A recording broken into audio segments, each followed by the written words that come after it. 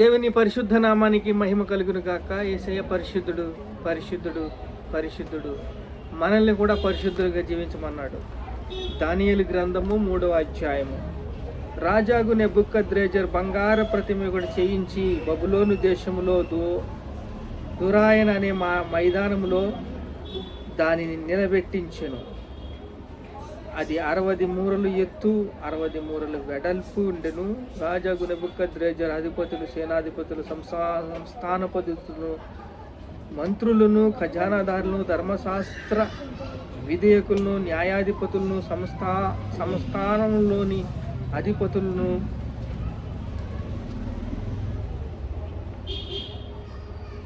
ఆధిక్యత వహించిన వారందరినీ సమకూర్చి రాజాగు నెబుకద్రెజర్ నిలబెట్టించిన ప్రతిమ యొక్క ప్రతిష్టకు రప్పించుటకు దూతలను పంపించగా అధిపతులు, సేనాధిపతులు, సంస్థానాధిపతులు, మంత్రులు, ఖజానాదారులు, ధర్మశాస్త్ర విధేయకులు, న్యాయాధిపతులు, సంస్థానపతులు, ఆధిక్యత వహించిన వారందరూ నెబుకద్రెజర్ నిలబెట్టిన ప్రతిమకు యొక్క ప్రతిష్టకు కూడి వచ్చిరి. ఒక పెద్ద విగ్రహాన్ని చేయించి దీనికి మొక్కాలి అని నెబుకద్రెజర్ రాజు నియమించాడు. బంగారముతో చేయించాడు. బంగారం అంటే అందరికీ ఇష్టమా? మరి అది చాలా డేంజర్ అంట. మరి జ్ఞాపకం చేసుకోండి. ఎందుకంటే బంగారం అంటే బంగారాన్ని కాదు, వెండి నాదే, బంగారం నాదే అని దేవుడు చెప్పాడు. భూమి దాని సంపూర్ణత కూడా నాదే అన్నాడు. అలాగని మీరెవరు కూడా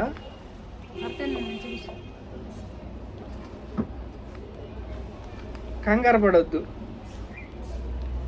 ఇప్పుడు నెబుకద్రెజర్ ఒక పెద్ద విగ్రహం చేయించి దీనికి మొక్కాలి అని అన్నాడు.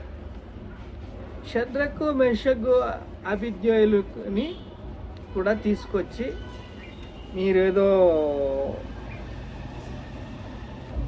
దేవుణ్ణి నమ్ముతున్నారంట, వినబడ్డది నాకు, మీరు బానిసలే కదా, సరే వినబడ్డది కానీ ఇప్పుడు కానియండి, మొక్కండి అని అన్న. మీరు ఏంటో ఏమిన్నారో కానీ సరే ఈసారి మొక్కాలి అన్న. మళ్ళీ మ్యూజిక్ వాయించాడు. మళ్ళీ మ్యూజిక్ వాయించి మళ్ళీ మొక్కాలి అని చెప్పాడు. కానీ షద్రకు, మెషకు, అబేద్నెగోలు మేము మొక్కమంటే మొక్కము అన్నారు. మేము మొక్కమంటే మొక్కము అని రోషంగా నిలబడ్డారు. నెబుకద్రెజరు కావాలితే మీరు చేసిన ఈ యొక్క పెద్ద ఫంక్షన్కి నా దేవుడు మమ్మల్ని రక్షించకపోయినా పర్వాలేదు, ఒకవేళ రక్షిస్తాడు, అగ్నిలోంచి అయినా సరే రక్షిస్తాడు, కానీ రక్షించకపోయినా పర్వాలేదు, కానీ ఏం మొక్కమంటే మొక్కము అన్నాడు. అయితే మొక్కపోతే ఏంటో తెలుసా? అగ్నిగుండం 10 రెట్లు ఎక్కువ చేయండి అంటే 10 రెట్లు ఎక్కువ చేశారు. ఈ అగ్నిగుండంలో పాడేస్తామన్నారు. పాడేసుకో. అలాగే భారతదేశం మీద 29 రాష్ట్రాల మీద పదకటం నేర్చుకుంటే ఈరోజు దేవుడు అడుగుతున్నాడు, షద్రకు, మెషకు, అబేద్నెగోలు లాంటి వాళ్ళు కావాలి, రోషం కలిగిన వాళ్ళు కావాలి. చంపేస్తే చంపేసుకో అని రోషంగా నిలబడ్డారు.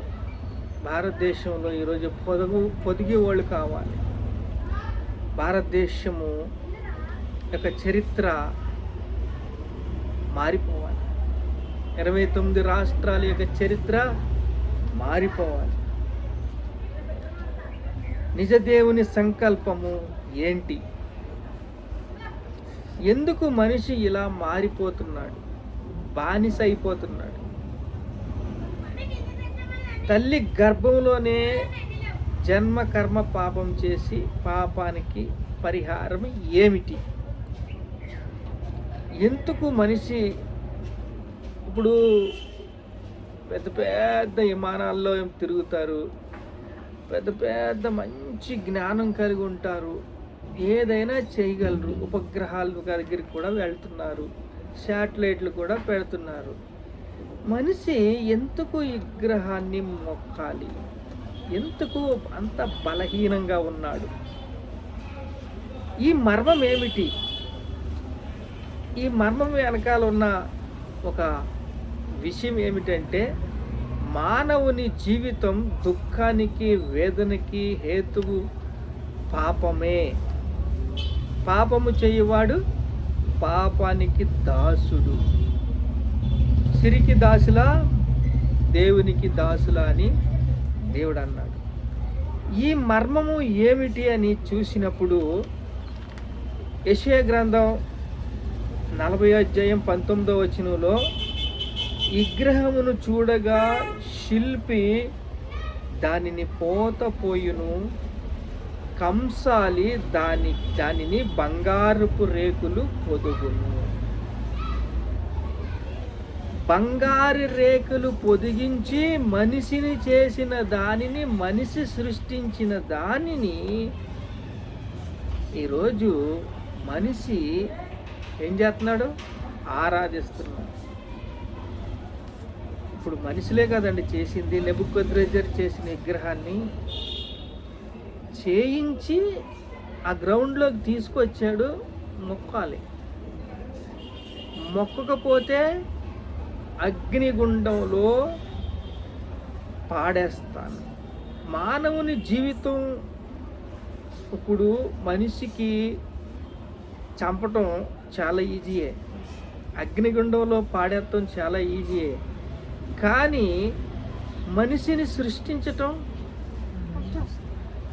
చాలా కష్టం. ఇప్పుడు ఏం చేస్తాడంట? నాశనం చేస్తాడంట. ఈ రాజు నాశనం చేస్తాడంట. కానీ దాన్నే సృష్టించటం దేవుడికి వెన్నటో పెట్టిన విద్య. ఇప్పుడు దానికోసం మనం కొలసి రాసిన పత్రిక 1:15 తీయండి. కొలసి రాసిన పత్రిక 1:15 తీస్తే దాంట్లో మనకి ఈ యొక్క అంశాలు కనపడతాయి.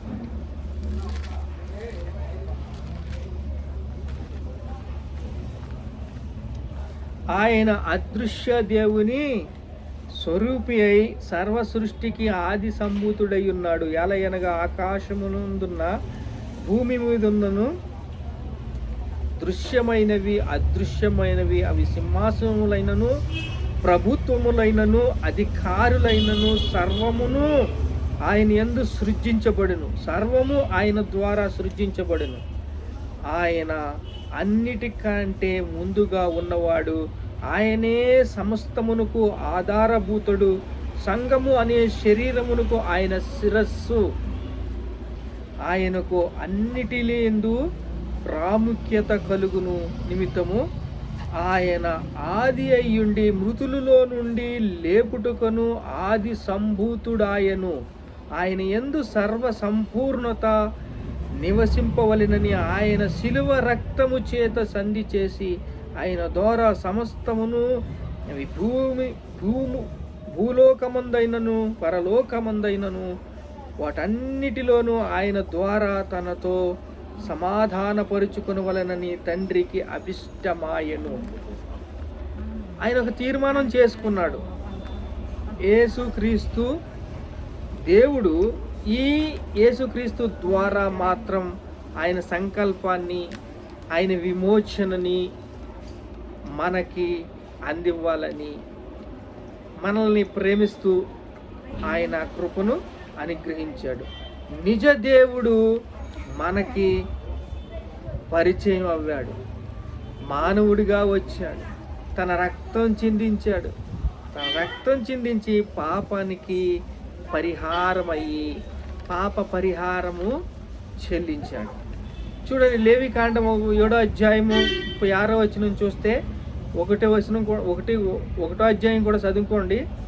బలిని గురించి ఉంటుంది. పాప పరిహారార్థ బలి, దహన బలి, సమాధాన బలి. ఈ బలుల గురించి 7వ అధ్యాయంలో 36వ వచనంలో వివరిస్తూ ఇది తరతరాలకు కట్టడంట. ఇది తరతరాలకి కట్టడ, నిత్యమైన కట్టడ. ప్రతిష్టార్పణలు చెల్లించాలి. ఎందుకంటే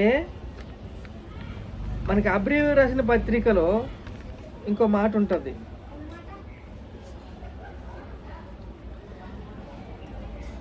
10వ అధ్యాయం 16వ వచనం, నా ధర్మ విధులను వారి హృదయమందు ఉంచి వారి మనస్సు మీద వాటిని వ్రాయుదును. వారి పాపములు అక్రమములు ఎన్నడూ జ్ఞాపకం చేసుకోను. నా ధర్మ విధులు వారి హృదయంలో పెడతాను, హృదయం శుద్ధీకరిస్తాను. వారి హృదయంలో ఏముంటుంది? వాక్యం ఉంటుంది. మన్నా, అహరోను కర్ర, బంగారు రేకులతో రాయించింది దేవుని వాక్యము అక్కడ ఉండిదో, మందాసంలో ఉండిదో మన హృదయంలో పెడతాడంట. మన హృదయంలో పెట్టి వారి పాపములు వారి అక్రమములు ఎన్నడూ జ్ఞాపకం చేసుకోనని, వీటి క్షమాపణ ఎక్కడ కలుగునో అక్కడ పాప పరిహారార్థ బలి ఎన్నడూ ఉండదంట. వీటి క్షమాపణ ఎక్కడ కలుగుతుంది? కలవరి సిలువలో యేసయ్య చిందించిన రక్తము ద్వారా క్షమాపణ ఎప్పుడైతే కలుగుతుందో ఇంకా మీ పాపములు అక్రమములు ఎన్నడూ జ్ఞాపకం చేసుకోనని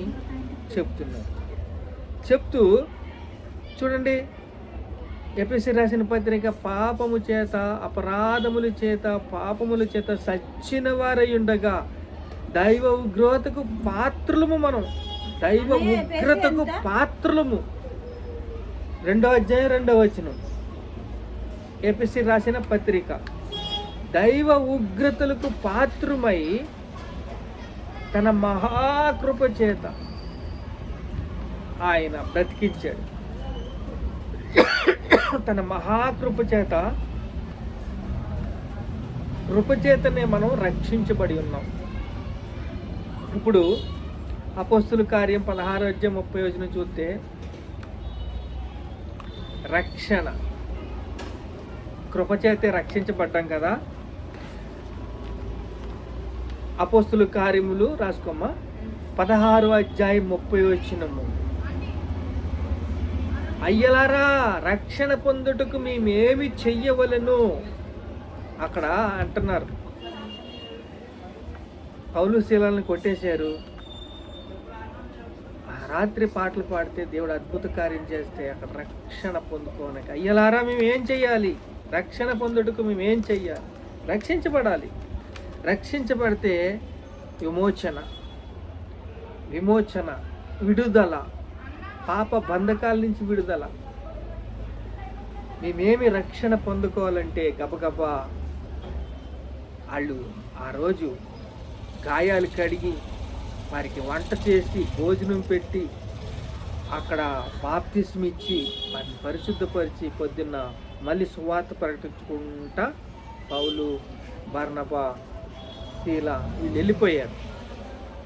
వీళ్ళు దేవుని వాక్యాన్ని బోధించి ప్రార్థన చేసి బాప్తిస్మ ఇచ్చి వెళ్ళిపోతారు. కానీ అక్కడ రక్షణ పొందుకోవాలన్నది ఒక హృదయంలో మనకు ఉండాలి. రక్షణ పొందుకోవాలి. శద్రకు, మెషకు, అబేద్నెగోను తీసుకెళ్ళి అగ్నిగుండంలో పాడేశారు. అగ్నిగుండంలో పాడేస్తే అక్కడ నలుగురుగా కనిపించారు. ఈ నలుగురిలో దేవుడు మన వారి మధ్య ఉన్నాడు. అప్పుడు నెబుకద్రేజరు ఏమన్నాడంటే బయటికి తీయండి. ఈ నెబుకద్రేజరు ఏమన్నాడంటే వాళ్ళని బయటికి తీసుకొచ్చాక వాళ్ళని పరీక్షించి వాళ్ళు, ఈ దేవుడు చాలా గొప్ప దేవుడు, ఈ దేవుడిని ఎవరైతే పూజించరో వాడు ఎన్ని పట్టి ఏం చేస్తుందంట? కాల్చబడుతుందంట. వాళ్ళ కుటుంబము మొత్తము ఒక్క కుటుంబం కూడా ఉండకూడదు. ఎవరిని ఆరాధించేవాళ్ళు, నిజ దేవుణ్ణి ఆరాధించేవాళ్ళు, యేసుక్రీస్తుని ఆరాధించేవాళ్ళు, యెహోవా దేవుణ్ణి ఆరాధించేవాళ్ళు ఇంక ఎప్పుడు కూడా ఆ యొక్క రాజ్యంలో ఎవ్వరూ ఆరాధించలేదంటే వాళ్ళని నాశనం చేయబడతారని ఆజ్ఞ ఇచ్చేసాడు రాజు. అర్థమైందా మీకు? ఇప్పుడు విగ్రహం ఆరాధించాలన్నవాడు అద్భుతం జరగగానే ఏం జరిగింది? ఒకే మాటతో, ఒకటే శాసనంతో అందరూ నిజ దేవుణ్ణి ఆరాధించాలి, సృష్టికర్త అయిన దేవుణ్ణి ఆరాధించాలి. ఎవడు ఆరాధించకుండా ఉంటాడో వాడు ఎన్ని పట్టి అగ్నిగుండంలో పడేయాలి. ఆడు ఎన్ని పట్టిని తీసేసి ఆడి కుటుంబాన్ని ఒలిచేసి ఆడిని శిక్షకి పాత్రలు చేస్తారు. ఇప్పుడు ఎక్కడి నుంచి ఎక్కడికి వచ్చింది? దేవుడు సృష్టికర్త అయిన దేవుడు. భారతదేశం గురించి పొదగండి, ప్రార్థన చెయ్యండి, స్వాధీనం చేసుకోండి, ప్రార్థన చెయ్యండి, రక్షణ పొందండి, ప్రార్థన చేసుకోండి. మహాపరిశుద్ధుడైన తండ్రి మీకే స్తోత్రాలు నాయన. తండ్రి మీకు స్తోత్రాలు స్తోత్రాలు స్తోత్రాలు. మీరు ఇచ్చిన వాక్ శక్తిని బట్టి స్తోత్రాలు అయ్యా. మీకు తండ్రి వాక్యముతో నాయన ప్రభువా రక్షింపబడాలి అని చూస్తున్నావు తండ్రి. మనుషులందరి మీద నా ఆత్మను కుమ్మరిస్తా అన్నావు తండ్రి. ఇంకే స్తోత్రాలయ్యా, స్తోత్రాలయ్యా, స్తోత్రాలయ్యా. నైనా విగ్రహాల్ని ఆరాధించాలి అని తండ్రి ఏ రాజైతే శాసించాడో అద్భుతం జరిగిన తర్వాత రక్షించబడాలి అని తీర్మానము ప్రకటించేశాడయ్యా. నిజ దేవుడు గురించి ప్రకటించేశాడయ్యా. ఆది సంభూతుడు గురించి ప్రకటించేశాడయ్యా. రాజు గురించి ప్రకటించేశాడయ్యా. ప్రభు అలాంటి రోజులు మేము చూడాలని తండ్రి, భారతదేశాన్ని రక్షించబడాలని ప్రభు మీకే స్తోత్రాలు, స్తుతి, ఘనత, మహిమ, ప్రభావాలు యేసుక్రీస్తు నామములో చెల్లిస్తున్నావు తండ్రి. ఆమేన్.